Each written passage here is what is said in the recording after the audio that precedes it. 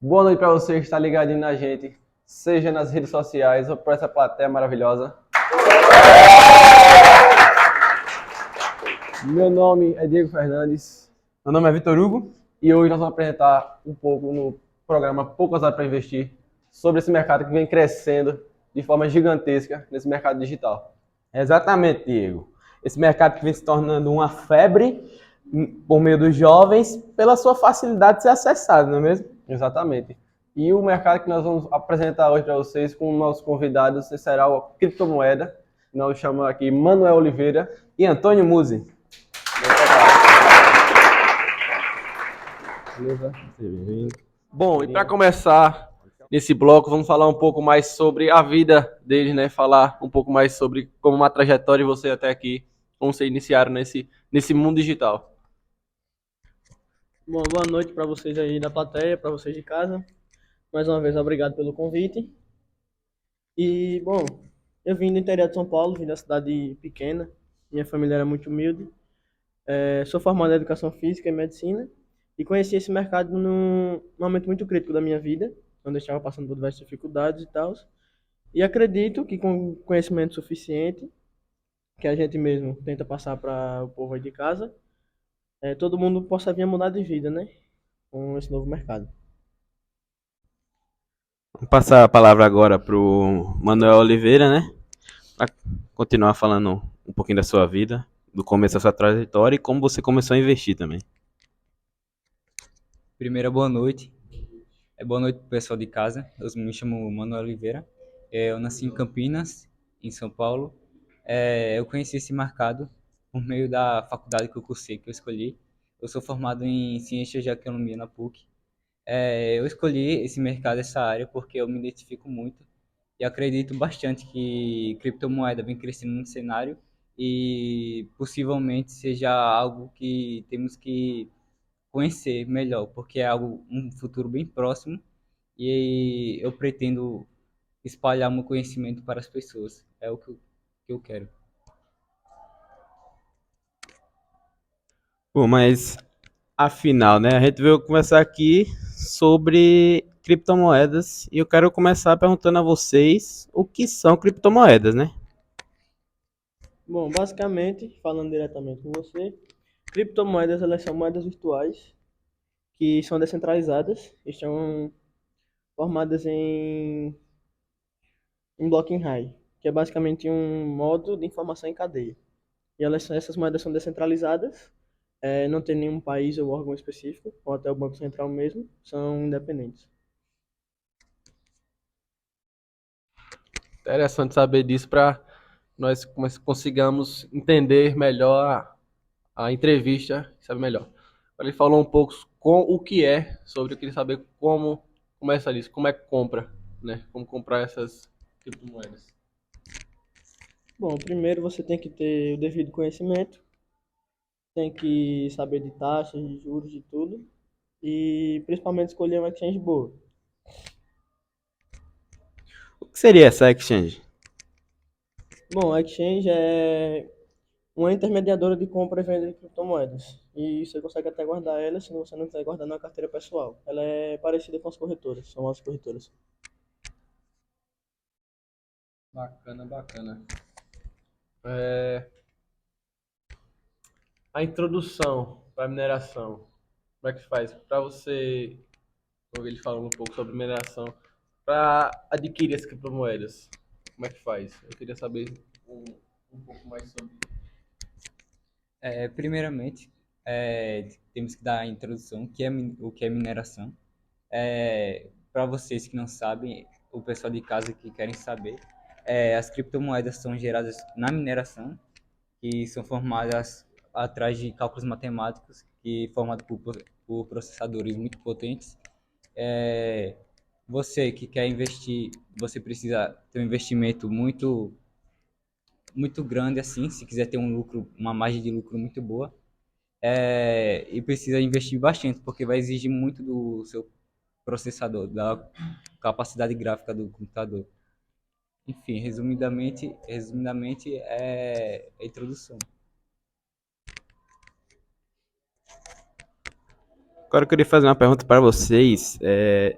Digamos que eu sou uma pessoa que pensa em investir, mas ainda não tive o pontapé inicial para começar. Quais seriam os motivos e a minha motivação para começar a investir? Primeiramente, você tem que ter em mente que criptomoedas é algo que vem crescendo bastante no mercado e é algo que é bastante almejado porque ele tem um grande potencial para ampliar seus lucros, porque você pode ter uma margem de lucro acima da realidade. É, Comprar barato e vende caro, né? você pode comprar por um preço barato e esperar ela se valorizar e poder vender ela e ganhar o lucro em cima dessa venda. E também é algo, um mercado que vem sendo implantado hoje em dia e é algo novo. É algo novo que a gente tem presenciado. Assim como o Pix vem implantado ultimamente, podemos ver que as nossas transações têm ocorrido cada vez menos por dinheiro, via dinheiro físico na hora. É por isso mesmo que as criptomoedas vêm ganhando seu valor, porque é algo que pode ocorrer de forma digitalmente. E também é algo que você não precisa ter juros para comprar, fazer realizações, transações. Como, por exemplo, você pode comprar, fazer compras internacionalmente e não pagar juros, já que é uma moeda descentralizada e você não deve nada para o governo. Então, por isso mesmo que você não vai pagar nada para o governo, já que juros, já que juros, na verdade, é uma taxa que o governo pede por você comprar fora do país. E também a escassez do Bitcoin é algo que devemos abordar também, porque temos um limite de até 21 milhões de Bitcoins. A passo disso, não será mais produzido por mineração e etc. E a cada 4 anos, a produção de Bitcoins é cortada pela metade na mineração. Ou seja, vai causar mais escassez e enquanto a procura está muito alta, ou seja, vai valorizar a moeda, porque enquanto as pessoas estão procurando essa moeda, elas estão ficando cada vez mais escassas, o que vai aumentar o preço dela. Sim, legal e interessante saber sobre essas coisas. Você falou como comprá-las, como investir nelas. Eu queria saber um pouco também como foi que chegou até aqui. E apareceu do nada ou não apareceu do nada? Teve algum início, algum pontapé inicial. Eu queria saber como foi que ela chegou até aqui, como foi que lá no Brasil principalmente, como é que quem trouxe ela, né? Um pouquinho, por favor. Bom, eu acho que uma figura que seria a principal aqui no Brasil é o Daniel Fraga. Acho que o meu amigo aqui tem um devido conhecimento sobre ele, que é um youtuber que há 11 anos atrás ele fazia vídeos no YouTube reclamando e tal por causa do governo. E foi ele quem primeiramente investiu no Bitcoin aqui no Brasil, um dos pioneiros, né? Se não o pioneiro. Até porque ele fazia vídeos sobre como as vantagens do Bitcoin podem ser aplicadas no nosso dia a dia. E ele foi um dos pioneiros, assim como o meu amigo disse aqui. Ele comprou o Bitcoin quando ele estava por apenas R$ 2. E se ele esperou valorizar até hoje em dia, ele provavelmente tá multimilionário, porque nós temos notícias dele, já que como o governo tem atrás dele, porque ele fazia sonegação de imposto, falava que o imposto era roubo, e etc, etc. Ele meio que investiu tudo em Bitcoin, toda a sua fortuna em Bitcoin, e deu um sumiço. Ninguém sabe mais da realidade. Já tinha um valor em caixa, já era rico já. Sim, ele investiu, ele botou toda a sua fortuna nele. Ou seja, ele tirou todo o seu dinheiro do banco, que é, de certa forma, quebrado, comandada pelo Banco Central, e ele colocou tudo em Bitcoin, criptomoedas, etc. Até porque, como o governo estava atrás dele, à procura dele, quebraram o sigilo bancário e viram que ele só deixou R$ 1, que ele deixou para não fechar a conta dele, né? No banco. Enfim, ninguém sabe onde ele está hoje em dia. Provavelmente ele está milionário, porque teve uma valorização muito grande do Bitcoin, da época dele que comprou para cá. Atualmente, até o momento que estamos gravando aqui, está ao vivo, fiz pesquisas e estava aproximadamente R$ 98 mil. Só que ano passado mesmo teve um pico de 350 em novembro. R$ 350 mil, ou seja, podemos observar também que ele oscila muito. E com isso, se ele vendeu nesse pico, se ele provavelmente ele ficou atento ao mercado das criptos, provavelmente ele pode aproveitar e ter vendido e tá aproveitando a vida agora, né? Com certeza, um lucro bem grande, né? Esperou o momento certo. Mesmo não sabendo, ele pegou o momento certo para. Ele tava. Tirou alguém de trás dele, né, que é que o banco tá correndo atrás dele, atrás dos juros que a maioria da população reclama, né, que são os juros impostos. Então, esse mercado é bastante interessante. Para completar esse bloco, a gente vai fazer uma perguntinha para nossa plateia que está interagindo com a gente e querendo saber mais sobre esse assunto, além do que vocês falaram. Meu amigo Vitor Hugo vai lá. Então vamos agora fazer algumas perguntas para a nossa plateia. Alguém tem pergunta? O amigo de preto, pode vir. Qual é o seu nome, amigo? Marcos, Tá gostando da entrevista? estou adorando. Então pode fazer sua pergunta aqui pro Antônio e pro Manuel. Eu gostaria de fazer a pergunta ao Manuel. Quanto custa investir em criptomoedas?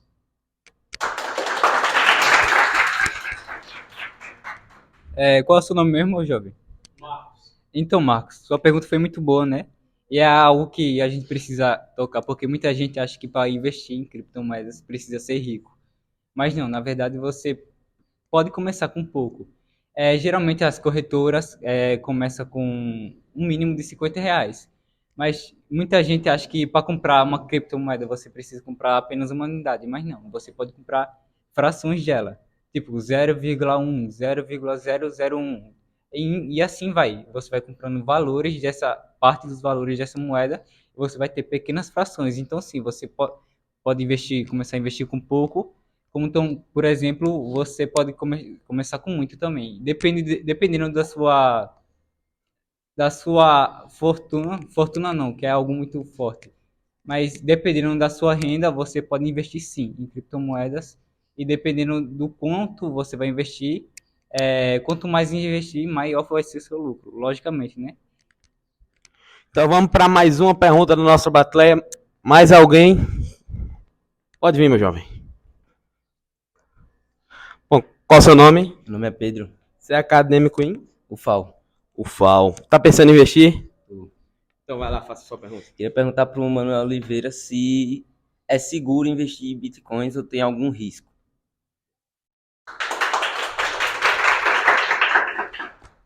Sim, também foi uma pergunta muito boa. E muita gente também tem dúvida nesse quesito. Eu acredito que riscos todo mundo tem, sempre vai ter quando se trata de investimento. Toda parte sempre vai ter risco. Se você quer um lucro bom, vai ter um certo risco.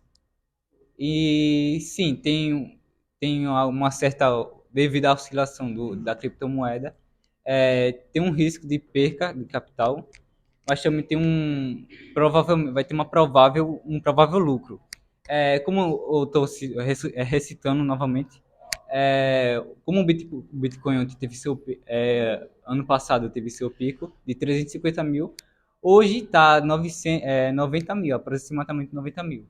Ou seja, quem comprou ano passado está desesperado, porque o Bitcoin caiu muito, caiu mais de 56%.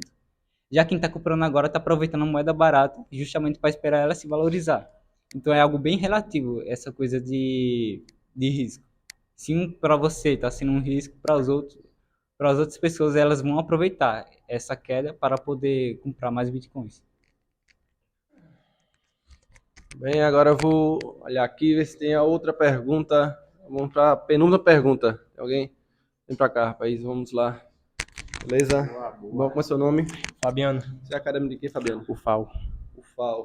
Pode perguntar. Eu tenho uma pergunta para o Dr. Muzi. O que esperar do futuro das criptomoedas? Muito obrigado. Cara, essa é uma pergunta muito interessante, pô. Papo reto, você é bem, dá até uma emoção em falar. Bom, a capitalização desse mercado é incrível. Incrível de verdade. Em 2021, de janeiro até dezembro, o mercado cresceu de 800 bilhões de dólares para trilhões. Ou seja, uma capitalização absurda. A gente pode esperar muita coisa desse mercado que sinceramente. Um crescimento Crescimento bastante absurdo. relativo que pode crescer ainda mais, né? Como você Muito mais. vem falando, vocês dois vêm falando que o mercado não tem limites, né? Tem a oscilação dele, mas ele pode crescer ainda mais. Então é bastante interessante o crescimento dele e o quanto vai crescer ainda. Para finalizar esse bloco, vamos para a última pergunta, né? Ver se tem alguém no público aqui. Pode ir para cá, rapaz. Beleza? Beleza. Como é seu nome, por favor? Meu nome é o Alisson, boa noite, primeiramente. E eu quero fazer uma pergunta geral para qualquer um dos dois responder, Fique à vontade. que seria se o Banco do Brasil regula as moedas virtuais. Eu tenho essa dúvida. Obrigado. Bom, eu vou falar um pouco, depois eu vou passar a palavra para o meu amigo. E, bom, como eu falei no começo, as criptomoedas elas são moedas descentralizadas, ou seja, não tem nada a ver com algum órgão, banco ou país, o que seja. Elas são independentes de tudo isso daí.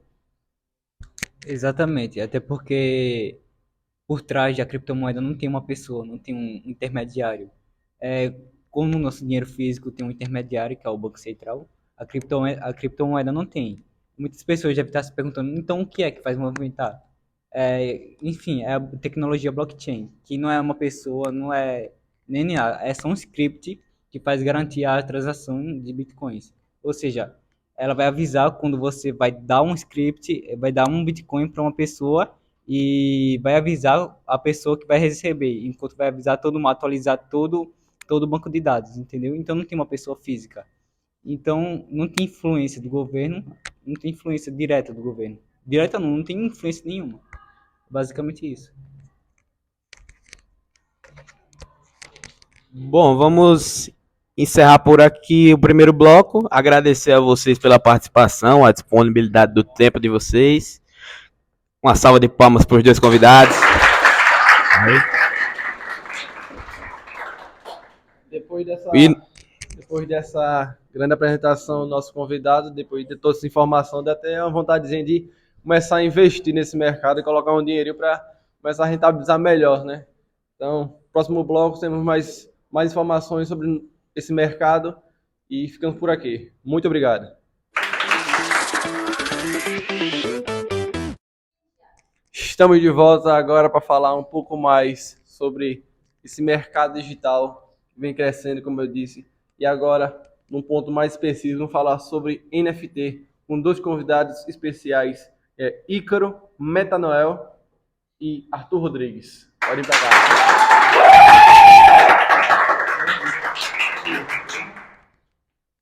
Bom, fica à vontade.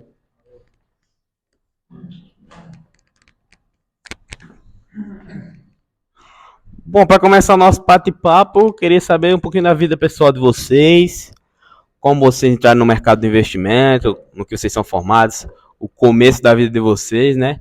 E também queria saber como começou a amizade de vocês, porque eu sou nos bastidores de que eles são amigos de longa data, né? Bacana, né? Pra começar um tema com os dois se conhecendo, os dois no mesmo ritmo. É interessante, vai ser interessante esse bate-papo. O Arthur pode começar aqui falando um pouco. Primeiramente, eu queria desejar uma boa noite a todos e agradecer pelo convite.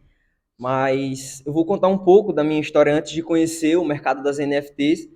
Isso eu tinha em torno de 15 para 16 anos. Eu trabalhava como entregador de pizza lá em Belo Horizonte. E no finalzinho do terceiro ano, quando eu já estava prestes a concluir o ensino médio, eu não tinha noção do que eu queria fazer da vida. Aí, assim que eu concluí o terceiro ano, eu passei dos 17 até os 19 estudando um pouco sobre esse mercado. Eu estava navegando na internet e foi quando apareceu uma simples foto na qual me surgiu um interesse e com isso eu entrei mais a fundo nesse assunto. E em torno dos 17 aos 19, nesse meio tempo que eu fiquei estudando, eu consegui um intercâmbio nos Estados Unidos, em Massachusetts, na Universidade de Bentley, que foi quando eu conheci o meu amigo, e estamos juntos nesse empreendimento até hoje. E, bem, foi isso. Bem, antes de eu conhecer o mercado, foi assim que eu Agora passando a palavra para o doutor Ícaro, queria que você contasse um pouquinho da sua trajetória. Obrigado, primeiramente, obrigado por ter me convidado, por estar aqui no dia de hoje, nesse programa que é tão especial. Sim. É, a minha história, ela não tem tantas dificuldades assim, mas eu ainda considero que seja uma boa, né? Até porque não é do feitio desmerecer de ninguém. Então, eu sempre comecei, eu sempre tive uma vida normal, meus pais sempre conseguiram pagar meus estudos, e foi por isso que eu me interessei, né? Para fazer jus aos esforços deles. Então, com 17 anos eu consegui concluir o ensino médio e no outro ano, com 18, eu já consegui fazer um intercâmbio lá para Massachusetts, que foi onde eu ingressei na Bentley University e conheci o meu amigo Arthur Rodrigues, né? Que foi um dos únicos brasileiros, inclusive, que estavam lá. Foi com quem eu tive mais contato e daí que surgiu a nossa amizade, né? Bom, eu, no caso, com 25 anos eu me formei, ele com 26, ele é um ano mais velho que eu. E a partir daí, a partir da nossa formação, a gente viu que tinha um mercado que já era grande, mas não era tão notado, que é o mercado de NFT. E a gente viu que ele ia dar um futuro, certo? Tinha futuro mais para frente. Então, a partir daí, a gente se juntou como sócio e já começou a investir de várias formas nesse mercado, né? Dos 25 até os dias atuais, que hoje em dia eu estou com 30 e ele está com 31, no caso a gente está há 6 anos investindo pesado em NFT e a gente já está há um bom tempo, né, na formação, então a gente tem um bom embasamento para falar sobre o assunto, acho que a gente dá para desenrolar uma entrevista legal hoje.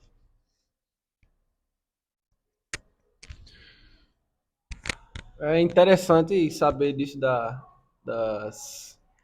do quanto de informação que vocês capturaram durante esse tempo, né? Durante esses anos de experiência, durante esses anos juntos.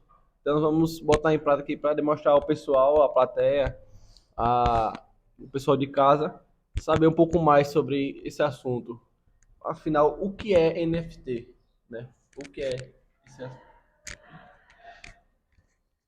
Bom, NFT, se você falar assim pelo nome, parece ser uma coisa bem complicada, né? É o que está na cabeça da maioria das pessoas, até porque é uma coisa razoavelmente nova, né? Mas NFT, destrinchando o nome, significa Non-Fungible Token, que é o quê? Token não fungível. Por exemplo, o que são coisas fungíveis? Uma coisa física, que é uma coisa básica, eu dar um exemplo hoje em dia. Se eu tenho uma nota de 10 reais, é a mesma coisa de eu ter duas de 5 ou 5 de 2, certo? Porque se eu juntar, os valores são iguais. Se eu tiver duas de 5, é a mesma coisa que eu tenho uma nota de 10 reais, dólar, enfim.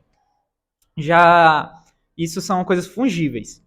Já se eu tiver dois terrenos, por exemplo, eu tenho um terreno de 1 milhão e eu tenho dois terrenos de 500 mil. Eles são infungíveis, eles são não fungíveis, né? Não dá para eu juntar os dois, tudo bem que dá o mesmo valor, né? 500 com 500 já é 1 milhão.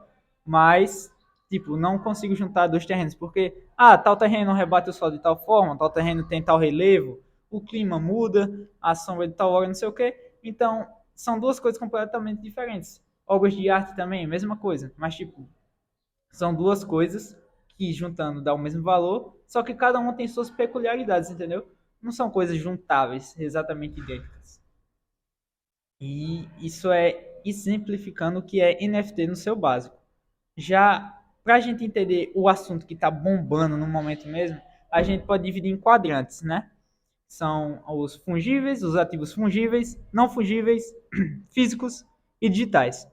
Então, o que seriam os ativos fungíveis físicos, que eu já falei? Seria a nota de real, o euro, o dólar, o ouro, as fichas de cassino que você usa para jogar cassino, tudo fungível. O que seriam as coisas não fungíveis físicas? Seriam obras de arte, terrenos, imobiliários, essas coisas, entendeu? Coisas de coleção, e que inclusive teve um fato até que recente de um youtuber americano, que ele é bastante famoso, o Logan Paul, que ele comprou uma NFT física, que é uma coisa boba, mas é uma coisa de coleção. Então não dá para você falar o valor de uma coleção para um colecionador e para uma pessoa que não coleciona tal coisa, porque os valores são diferentes. Ele conseguiu comprar uma carta de Pokémon de a famosa Pikachu Illustrator. No caso é um desenho, né? Isso, uma cartinha, ele comprou essa cartinha por 5 milhões de dólares, né? Só tem 36 no mundo, o que gera escassez, né? Que foi onde gerou o valor dessa carta toda. Porque quanto menos tem, mais raro ela se torna, né? Mais escasso se torna. Então foi daí que ele conseguiu esse que é uma raridade hoje em dia, né? Agora a gente vai para as NFTs em seu auge, né? Que é as digitais. O que são os ativos fungíveis digitais? Seriam tipo pontos de milha aéreas que vocês trocam, né? Essas coisas que vocês juntam. No caso, milhas aéreas seriam NFTs. Fungíveis, isso. Não seriam NFTs porque NFTs são não fungible tokens, são as coisas não fungíveis. Entendeu? Até ter milhas e não saber dessa informação que ela seria NFTs. Pois é. Acho interessante saber disso. Pois é, aí tipo, o Bitcoin também é uma coisa fungível, né? Porque se você tem 2 Bitcoins, é a mesma coisa que você ter um Bitcoin e um Bitcoin, porque se você juntar dá 2, então é como se fosse uma moeda digital, né? Que nem já foi apresentado aqui mais cedo. Bitcoin, Ethereum, tudo coisa fungível. Agora a gente chega no auge, que é onde está bombando recentemente, que são as reais NFTs digitais, né? E o que seria isso? Seria qualquer arte digital, qualquer coisa na realidade digital que esteja no blockchain lá cadastrado com o nome de alguém. Tipo assim, já é do cunho do povo que Neymar, né, famoso, recentemente ele comprou um NFT de uma link que se chama Bored Apes, que foi o quê? O que é esse NFT? É uma imagem de um macaco com algumas customizações, algumas especificações, né? Porque ele pagou bastantes milhões nela, né? Muito, muito, muito caro mesmo, não é uma coisa convencional. Por que essa imagem se dá esse valor? Porque uma NFT, ela são coisas de coleção e não é como se fosse uma imagem qualquer. Porque nessa NFT, qualquer um pode tirar um print da imagem que o Neymar comprou, por exemplo, e usar como quiser. Só que você não vai ser o proprietário dela. Se ele quiser, tem alguém para dizer: eu sou o dono dessa imagem, está no blockchain registrado que eu sou o dono e está aí para toda a eternidade.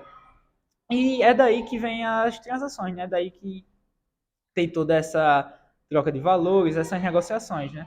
Porque a gente tem várias coleções, como a Everydays, não precisa ser arte digital. Everydays, Daft Punks, alguém faz alguma arte, posta numa coleção e bota no OpenSea ou algum outro mercado. E também tem o Everydays, que foi um cara que tirou uma foto, desde 2007, ele tirou uma foto por dia. Quando chegou a 5 mil, ele juntou tudo numa coleção, lançou no OpenSea e está aí como NFT para quem quiser comprar. Então é isso. Uma negociação de NFT se origina basicamente de alguém que tem um domínio e quer passar para outra pessoa. Aí elas se discutem valores e a coleção vai aumentando o seu valor estimado e a própria NFT da pessoa vai ganhando mais notoriedade e vai elevando o seu valor, né? Bom, eu queria interromper um pouquinho, que para vocês que estão aqui presentes junto comigo e para todo o pessoal que está em casa, para vocês terem noção, no primeiro semestre de 2021, esse mercado das NFTs ele teve um acúmulo de no mínimo 2,5 bilhões de dólares. Tipo, ele especificou como é uma NFT, o que é uma NFT. Ele explicou ao certo como o que é. E eu vou falar um pouco sobre como você poder comprar, como você ser dono de uma NFT. Bem, primeiro você precisa ter o cadastro num dos maiores sites de vendas das NFTs, que é o OpenSea. Hoje em dia ele é, inclusive, o top 1 na venda dessas imagens. E antes de você poder ter fazer a compra desta foto, desculpa, você precisa transferir o seu dinheiro para uma carteira digital. Bom, vamos lá interagir um pouco com a nossa plateia. Quem quer fazer pergunta? Pode vir, amiga. Qual é o seu nome? Natália, Você é acadêmica em? Neal. Qual é a sua pergunta? Eu queria perguntar quais os outros tipos de mercados de NFTs?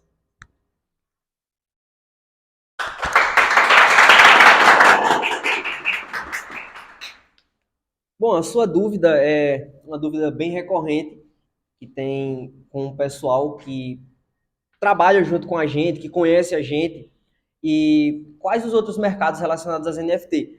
Bem, o mais conhecido hoje em dia é o OpenSea, mas existem vários outros, por exemplo, o Zora, o Magic Eden. Tem o Coinbase NFT também, né? Tem o Haribo, só que o top 1 atualmente é o OpenSea, por isso que é o que a gente está indicando e que inclusive está na nossa coleção nele.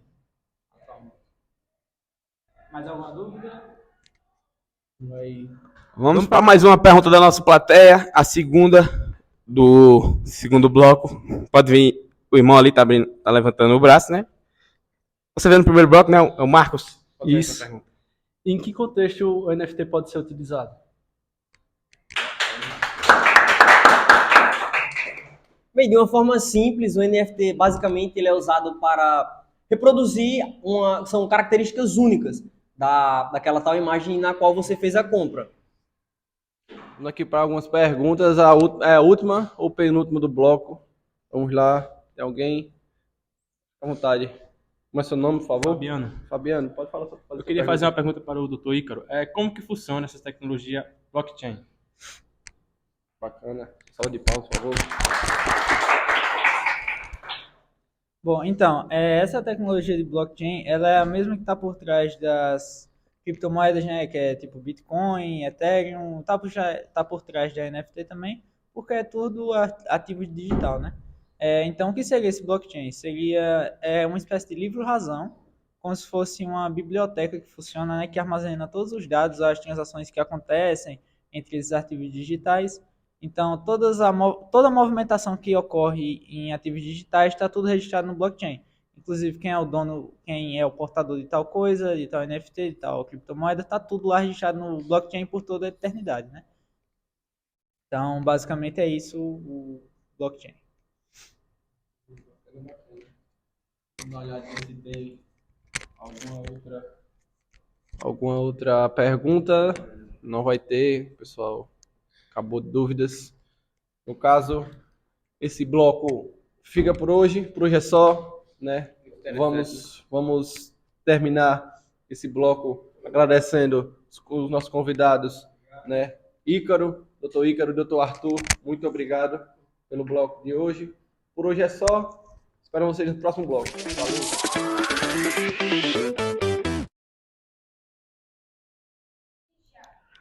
Bom, Diego, hoje o assunto tá muito bom sobre o mercado digital. E agora a gente vai chamar mais uma convidada, a PhD em Economia Financeira, Helena Antonelli Rodrigues.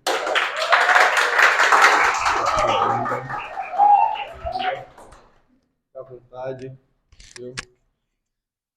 Para começar a entrevista, como de costume, só umas perguntas pessoais, né? Sua vida, como foi que você ingressou nesse mercado, como foi sua trajetória até aqui, né? Para ter esse destaque, chegar até um canal de telecomunicação para expor sua história. Então, primeiramente, boa noite. É um grande prazer estar aqui nesse programa falando com todos vocês, com essa plateia linda. Eu já fui para vários programas de televisão e eu nunca tinha visto uma plateia tão linda, vamos ser sinceros, né? Obrigada. Então, é um grande prazer estar aqui. Eu nasci em Maceió, então eu sou praticamente da casa, né? Voltando aqui às minhas raízes, depois de ter passado tanto tempo em São Paulo. Nasci em Maceió e comecei a estudar criptomoedas quando, em um projeto de matemática, o meu professor, ele falou que era para eu trazer a mineração aí como um tema para ser abordado. Eterníssimo Magno Querino, um grande abraço para ele. E aí ele trouxe esse assunto de mineração e eu fiquei muito curiosa sobre. Quando acabou esse projeto, eu comecei a pesquisar cada vez mais e meu irmão, na época, meu irmão mais velho, tinha ido para um intercâmbio. E aí eu vi lá o PC Gamer dele e falei, cara, eu vou usar isso aqui para fazer alguma coisa. E eu comecei a minerar pelo PC Gamer dele, e nisso começou toda a minha trajetória, consegui juntar um bom dinheiro, conseguia me manter durante muito tempo sozinha, sem precisar trabalhar. Então foi uma renda muito boa, comecei a montar minhas rigs, até eu entrar na faculdade. Então já foi uma coisa muito legal, sabe? A forma que eu ingressei nesse mercado. E é isso, assim, para todas as pessoas que eu conheço, eu sempre recomendo entrar nesse mercado, não só de mineração, mas também de criptomoedas, NFT, que também está crescendo muito. E acho muito legal também programas televisivos, trazerem formas de investir, formas atuais para jovens sem dinheiro, sabe? É uma coisa muito legal de se trazer, porque no mundo atual a gente precisa mais disso, sabe? Muito obrigado pela sua trajetória. Bonito saber dessa. Tem pessoas normais do cotidiano que podem chegar a esse nível e ter essa linda história como você tem. Agora, você falou um negócio que eu acho que eu sou meio leigo, como meu colega também é de trabalho, no assunto. O que significa esse negócio de minerar? Como funciona? Me explica direitinho, por favor. Então, muita gente acha que esse negócio de minerar criptomoeda, você vai estar gerando novas criptomoedas. Só que não é assim, né? Já foi explicado aqui o que são as criptomoedas, então eu não vou explicar de novo. Só que, assim, dentro dessas criptomoedas existem as transações internacionais. E para essas transações acontecerem, elas precisam ser decodificadas na blockchain, né? Que também já foi explicado aqui, então eu não vou repassar de novo. Mas, enfim, dentro dessa blockchain existem vários códigos e para serem validados esses códigos precisam ser decodificados. Quando você minera, você vai emprestar o seu aparelho, pode ser um computador, uma rig, um celular, para que esses códigos sejam decodificados. Então, quando esses códigos são decodificados, você vai receber uma recompensa em criptomoedas. E nisso você vai ganhar um dinheiro, sabe? E o dinheiro que você ganha depende muito de quanto você vai minerar, da máquina que você tem, da potência também para ela minerar. Agora, Diego, vamos com o nosso apresentador, Gustavo Martins, está ligadinho no chat. Boa noite, meu nome é Gustavo Martins. Hoje eu fiquei responsável pelo chat. A primeira pergunta veio do acadêmico Marcos, que é da UFAL. É possível minerar pelo celular? Muito boa pergunta, Marcos, aí da UFAL. Obrigado por estar acompanhando, inclusive, né, todos os nossos telespectadores. Muita gente se pergunta se dá para minerar pelo celular. A verdade é que dá, sim. A questão é que é um processo muito complicado. Precisam instalar vários aplicativos e configurar várias partes do celular e acaba não rendendo muito dinheiro. Sabe esse professor que eu falei que começou esse projeto de matemática? Bom, ele me contou uma experiência que ele teve. Ele tinha um iPhone na época e ele começou a minerar pelo celular. E durante um mês, 24 horas por dia, ligado, o celular minerando, no final do mês só rendeu R$ 2,40. Então, tipo, não é uma boa renda que dá quando você minera pelo celular. Então, às vezes, não é nem muito favorável, sabe? Não é muito rentável. Então, eu não recomendo, não recomendaria. Prefiro. Isso. Então, seria melhor minerar mesmo pelo computador ou por uma rig, que é mais apropriado. A segunda pergunta veio do acadêmico Pedro Henrique, da UNEAL. Quanto tempo demora para minerar um Bitcoin? Então, o Bitcoin ele é uma moeda muito complexa de ser minerada, justamente porque existe uma produção limitada, na verdade existe uma produção limitada de toda moeda, mas o Bitcoin ele já foi minerado 90% da quantidade que ele pode ser minerado, né? Ele só podem ser minerados no mundo 21 milhões de Bitcoins, e dessa quantidade já foram minerados 90%. Então, a cada 4 anos existe uma redução pela metade da quantidade de moedas que pode ser minerada a cada 10 minutos. Por exemplo, hoje, nesse ano, são produzidas 6,95, salvo engano, bitcoins a cada 10 minutos. Só que daqui a 4 anos, essa quantidade vai ser reduzida pela metade. E a cada 4 anos vai sendo reduzido cada vez mais, até que fique muito difícil de minerar, sendo que a última Bitcoin a ser produzida só vai ser produzida em 2140, né? Devido aos cálculos feitos aí. Então, tipo, Bitcoin, por ser uma moeda limitada, ela é mais cara, né? No mercado você vê isso. Ela é mais cara e muito mais difícil de minerar. Então, você precisa de uma rig específica e de uma potência muito grande nos seus materiais para conseguir produzir uma Bitcoin. Além de que, quando você minera, você não vai minerar uma moeda de cada vez. Você vai minerando aos poucos. Então, tipo, você não vai minerar um Bitcoin, você vai minerar uma fração de Bitcoin. E isso você vai ganhando um pouco de dinheiro toda vez que você minera. Ou seja, para você conseguir minerar um Bitcoin completo, Dependendo das máquinas que você usa, pode levar meses ou até anos.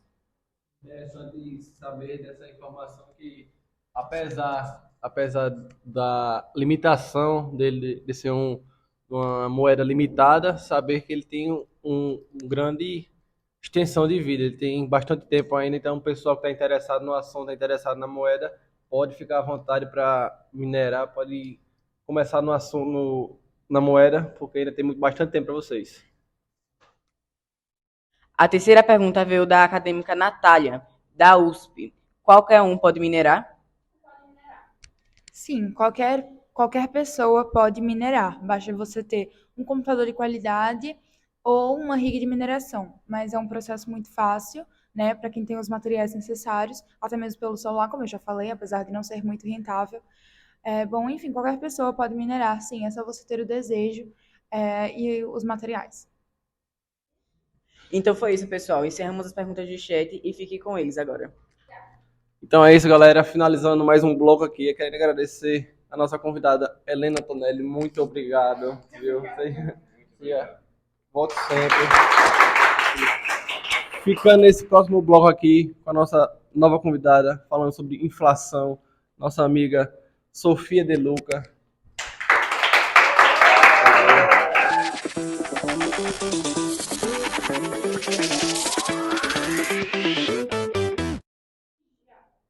Boa noite, sou a Sofia De Luca e estaremos agora começando com o quarto bloco, onde iremos finalizar com chave de ouro. Nisso, falaremos sobre um assunto extremamente decorrente no site de pesquisa e que influencia diretamente nas questões de investimentos conservadores e digitais. Mas para isso, iremos chamar algumas convidadas que nos explicarão melhor sobre o assunto. Vamos dar as boas-vindas à doutora Olivia Ramires.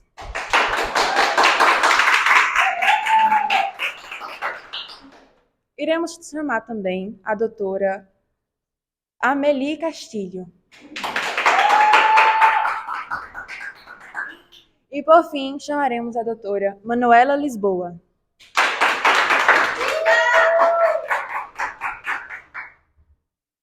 Bem, então, antes de começarmos nosso papo sobre a inflação, eu queria saber mais um pouco sobre a jornada de vida de cada uma e a formação acadêmica. Eu nasci em Aracaju, Sergipe, e meus pais sempre tiveram uma boa condição financeira. Quem me incentivou nos meus estudos foi minha mãe. Então, quando eu acabei a escola, eu me formei na UFS e fiz um mestrado em economia. Eu vim do interior de São Paulo, Campinas, e eu fui criada pelos meus pais e sou filha única. Meus pais sempre tiveram uma situação financeira bem estável, então eu nunca passei dificuldade, mas também nunca ostentei. Fui criada com muito amor e carinho, e os meus pais sempre me incentivaram a seguir os estudos, que é algo muito importante para a nossa família, é a formação, no mínimo, do ensino médio. Logo após eu sair de casa, eu fui para a faculdade e eu passei na USP, a Universidade de São Paulo, ingressei lá aos 18 anos, finalizei o curso com 23 anos, e fiz um mestrado pela FEA USP, que é um mestrado para pós-graduados. Eu vim do interior de Pernambuco. No início não foi muito fácil para mim, por vir de uma família de classe baixa. A faculdade sempre foi algo impossível para mim, mas desde que me formei na UFPE, eu e minha família ficamos muito felizes. Foram anos meio complicados, porém muito, muito felizes. Desde que me formei, não teve um dia sequer que eu me arrependi de cursar economia, principalmente por estar trabalhando com coisas que amo, que são roupas e ajudar as pessoas e ajudar os consumidores no dia a dia. Bem, e essa vontade em estudar finanças, de onde surgiu esse interesse? O meu veio da minha mãe e do meu avô materno, porque minha mãe já cursava isso antes de me ter, mas ela teve que parar os estudos por causa do meu nascimento. Então, quando eu mostrei interesse, eles, vendo que eu já tinha uma adaptação melhor sobre isso, me incentivaram. E quando eu estava terminando a escola, eu já tinha um rumo para seguir. Então, foi aí que eu decidi me formar e fiz o meu mestrado. Como eu disse anteriormente, meus pais sempre me incentivaram a estudar e a ir muito bem na escola. E meu pai é economista, então eu sempre observei trabalhar, acabei me interessando, ele me ensinava algumas coisas em relação a finanças, a inflação, deflação, e eu acabei me apaixonando pela profissão e quis seguir o mesmo rumo que ele. Acabei entrando na faculdade da USP e cursando economia, logo depois fiz um mestrado. Bom, me interessei pelo curso, me interessei pelo curso por Me interessei pelo curso porque sempre achei interessante saber mais sobre a inflação, como cuidar de finanças e também para passar esses conhecimentos para algumas pessoas. Mas o real motivo pelo qual eu optei a fazer esse curso foi durante um projeto que ocorreu no meu período escolar, que me motivou e despertou o meu interesse no setor. Agora que conheci melhor de cada uma, doutora Meli, você poderia me responder o que é a inflação? Essa parece uma pergunta meio boba, já que estamos num programa que fala exatamente sobre isso, mas talvez você, telespectador, não saiba o que é inflação. Inflação, também chamada de taxa de inflação, é um medidor econômico que expressa o aumento dos preços de um bem ou de um serviço em determinado tempo. Se em um tempo exato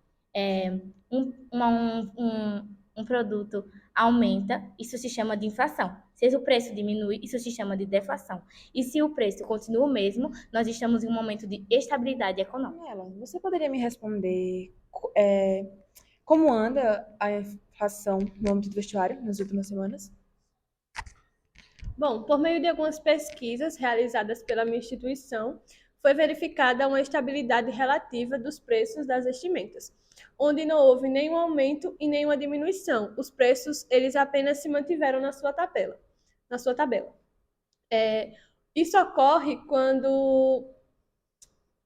O que ocorre nesse caso é chamado de estabilidade econômica, que é quando eles estão estáveis tanto na situação financeira quanto na economia do país. Sem alta de preços, com a manutenção do preço da cesta básica, sem oscilação em taxas de juros, e isso pode ser melhor visto pelos gráficos feitos pela equipe da nossa universidade. Bom, agora finalizando minhas perguntas para as convidadas, creio eu que a plateia também tem. Alguma dúvida? Pode vir. Boa noite, qual é o seu nome e sua faculdade? Raíza Santana, eu estou aqui representando a Universidade Federal de Santa Catarina e eu gostaria de fazer uma pergunta para a doutora Meli Castilho. Como ocorre a inflação no meio dos eletrodomésticos?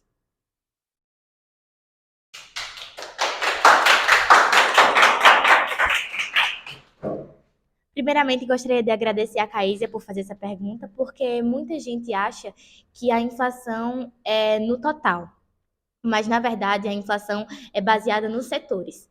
O IPCA analisa a inflação geral, mas dividindo em setores, como vestimentas, alimentícios e eletrônicos.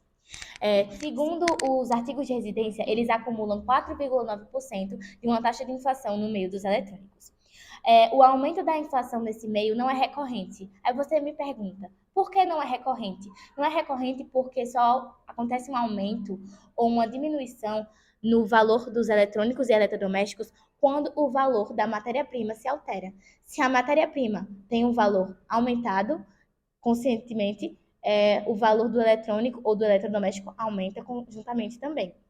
Assim como se diminui, e consecutivamente. Só que no momento nós estamos com uma estabilidade econômica. Os preços se mantiveram o mesmo durante 4 semanas. Obrigada. Então, mais alguma dúvida? Pode vir. Boa noite, seu nome e faculdade? José Arthur, venho aqui representando a Universidade Federal de Alagoas. Gostaria de fazer uma pergunta para a doutora Olivia Ramírez. O que seria a deflação? Obrigada.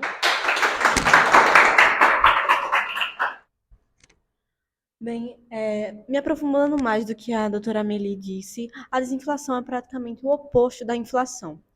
Ela é o caimento dos preços dos serviços de forma generalizada durante um determinado período, mas não como a desinflação.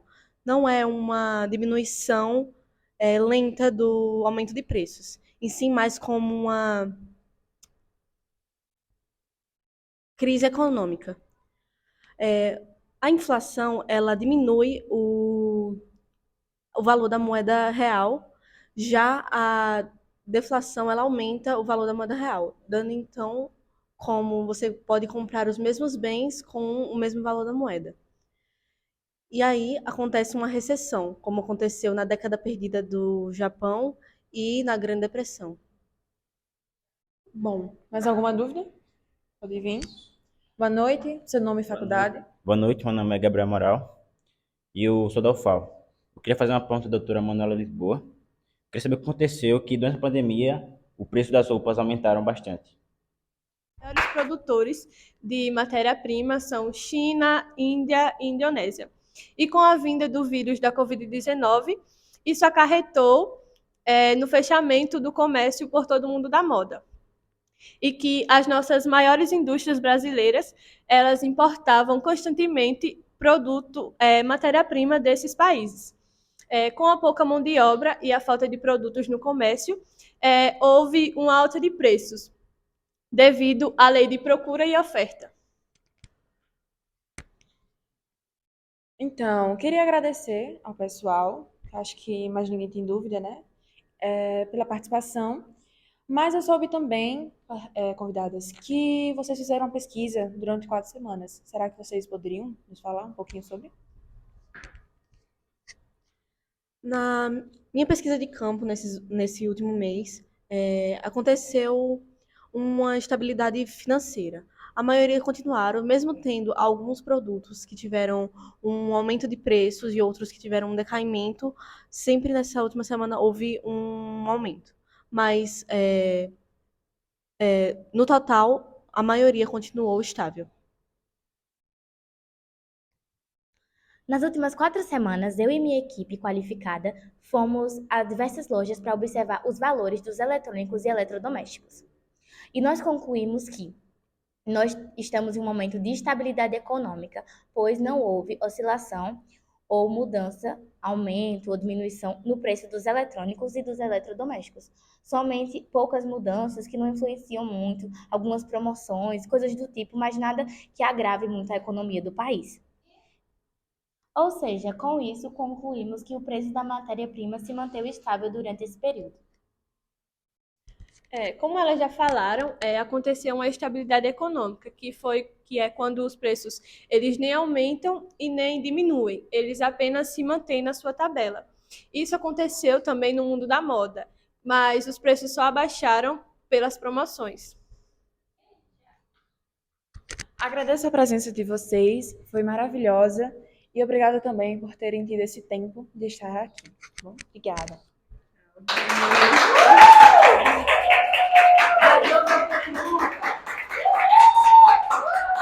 Bom, galera, queria agradecer a toda a nossa audiência, todos os telespectadores que estavam de olho até agora, a toda a nossa plateia. Queríamos também agradecer a nossos ilustres convidados, que nos agregaram bastante no decorrer do programa. E foi isso, pessoal. Ficamos aqui com mais um Poucas Horas para Investir.